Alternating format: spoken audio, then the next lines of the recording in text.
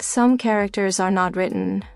They are forged, designed with a singular purpose, an inevitability woven into their very being. From the first frame to the last, they exist to push a boundary, to showcase an extreme. What you are about to see is what breaks when that design meets the real world. You are not watching this by accident. This isn't about power, not truly. It's about control. And what happens when control becomes everything? When you think of Esdeath from Akame ga Kill, a certain image forms: a brutal, charismatic general, unwavering loyalty to the empire, formidable ice powers, and an almost playful sadism. Many see her as the ultimate villainess, perhaps even a tragic figure in her warped pursuit of love, a force of nature, driven by instinct and a simple philosophy of the strong devouring the weak. That's the surface. That's what they want you to see. But that interpretation is dangerously incomplete. It misses the careful calculus, the cold precision beneath the chaos.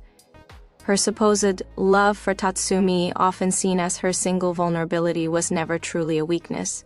It was just another facet of her absolute design. A different kind of conquest, a different way to assert ultimate dominance.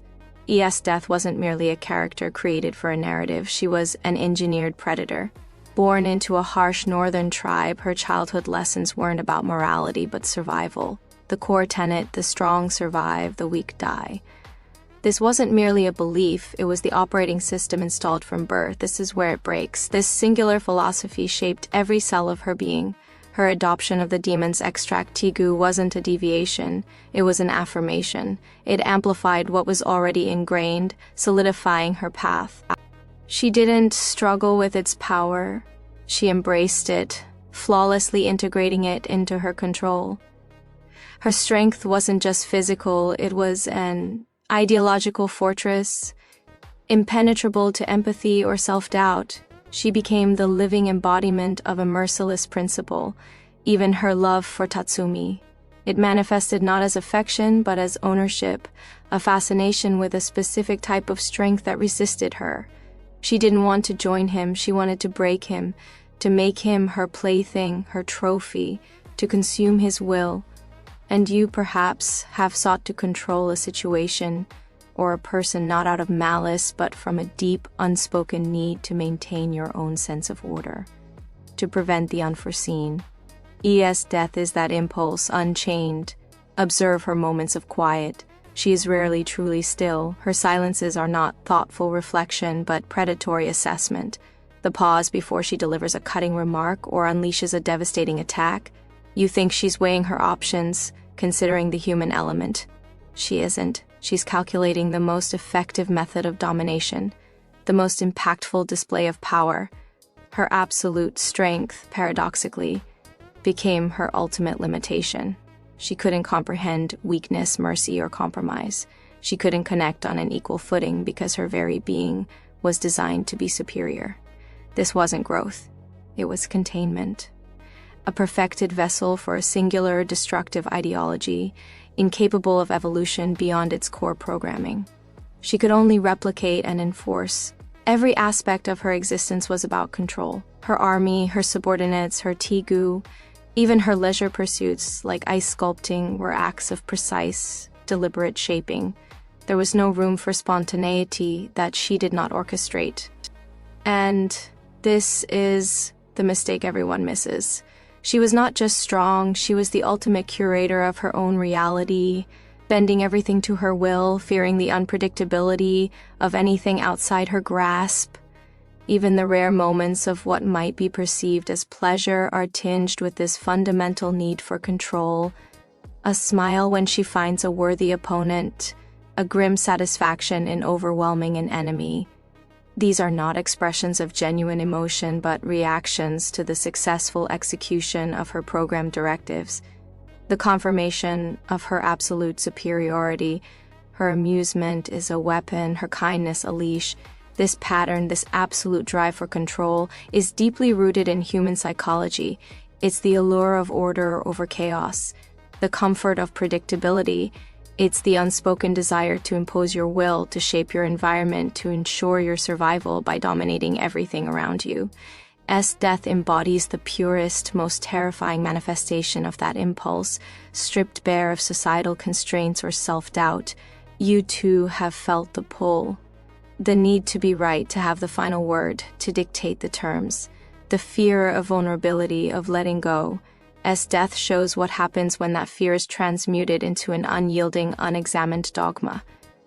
Her identity is inseparable from her dominance. To lose control would be to cease to exist in her worldview. It's a self-sustaining prophecy of isolation. Her invulnerability wasn't freedom, it was a gilded cage. It ensured her survival, but it severed her from any genuine connection, any shared humanity she could not truly give or receive. But here's the uncomfortable truth. The path of absolute control, while seemingly offering security, ultimately leads to profound isolation. It builds walls around the self, impenetrable from within and without. So, Esdeath isn't merely a villain, she's a narrative experiment. A cautionary tale designed to explore the absolute limits of unchecked control and its true cost. Her story forces us to look beyond the spectacle of her power and acknowledge the deeply human psychological patterns she mirrors. But here's the contradiction. Her perfection in control is precisely what makes her fundamentally flawed as a being capable of true growth. She represents the terrifying efficiency of a mind utterly devoid of empathy, focused solely on its own survival and dominance. There was no space for what if in her world. No path not dictated by her absolute will. So what happens when absolute control meets absolute freedom? The answer for Esdeath was always confrontation, assimilation, or elimination. There was no other option. Her end, frozen in the embrace of Tatsumi, was a final, ultimate act of control, not surrender but assimilation. Merging with what she desired, becoming one with her conquest. No repentance, no profound revelation. Just the reinforcement of her core belief, carried to its chilling conclusion. A cycle maintained, not broken. She was designed to conquer, to dominate, to exemplify the cold, hard truth of might makes right.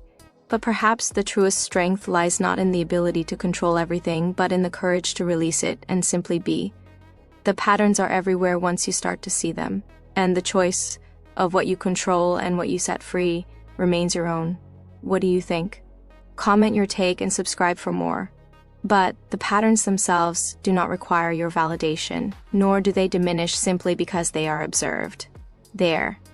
Some characters are not written in the conventional sense, they are unearthed, archetypes given form. When you think of Esdeath from Akame ga Kill, a certain image forms, a brutal, charismatic general, a force of nature driven by the thrill of battle, by conquest. But that interpretation is dangerously incomplete. It's a surface-level appraisal suitable for the masses, perhaps, but lacking the chilling depth of her true essence. Esdeath wasn't merely a character created for a narrative, she was a crystallization, an unholy embodiment of a primal, inescapable drive within the very fabric of existence. She gave form to the instinct to dominate, to solidify chaos into order, to bend reality itself to her will. Her adoption of the demon's extract, Tegu, wasn't a deviation, it was an affirmation. The power of ice didn't change her, it merely amplified what was already absolute within her soul. It was a tool, perfectly suited to a will that sought to freeze the world into its desired, unmoving state. Even her love for Tatsumi, that peculiar obsession, was another facet of this immutable control. It wasn't an act of vulnerability, a surrender to affection, or a yearning for mutual connection. No, it was a desire to possess, to conquer, to integrate what intrigued her into her personal domain, to bend him to her will, even if that will manifested as a brutal, possessive devotion. It was the predator choosing its prize, ensuring its capture, ensuring it would never escape her grasp. Observe her moments of quiet, those fleeting glimpses when the battlefield falls silent, or when she is simply observing the world around her. Do you see reflection, doubt, a questioning of her path? Or do you see the quiet calculation of a mind utterly convinced of its own righteousness, its own unassailable truth? A stillness that isn't peace, but the ominous calm before the next assertion of will, the next strategic maneuver to maintain her absolute dominion. Her absolute strength, paradoxically, became her ultimate limitation. It removed the necessity for compromise, for understanding, for empathy. When every problem can be solved by overwhelming force, by freezing dissent, by crushing opposition, the mind atrophies in other crucial ways. She became incapable of truly experiencing mutual respect, of building rather than merely conquering, of connecting on any level other than that of master and subject. Her very perfection in control rendered her fundamentally flawed as a truly adaptive, evolving being. She was a magnificent, terrifying edifice, but one built on a foundation of unyielding ice, beautiful yet brittle, destined to remain isolated in its own frozen grandeur.